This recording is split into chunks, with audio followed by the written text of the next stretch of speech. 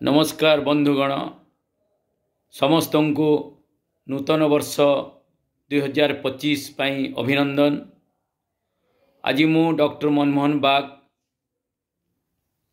आपण मान को यही नूतन अभिवर्षन पाई मोर संस्था बा आमर संस्था जोटा कि परिवेश उपरे काम करे ताहा अभिनंदन स्वच्छ सेवा संघ बलांगीर तरफरु मु समस्त को शुभेच्छा जनाऊँगी।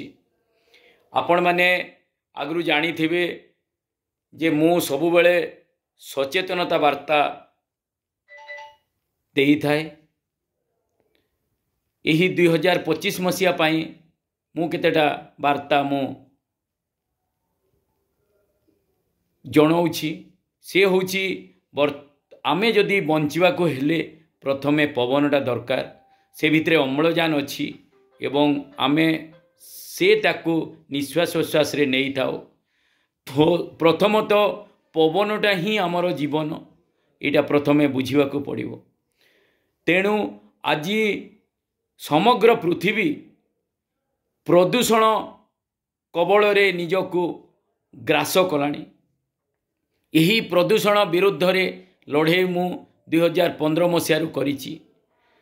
तेणु आपण माने आसंतु यही प्रदूषण विरोध रे युद्ध करिबा एवं आम परिवेश को गोटे सुस्थ परिवेश सृष्टि करिबा, भल निश्वास प्रश्वास नेबा और बंचिबा।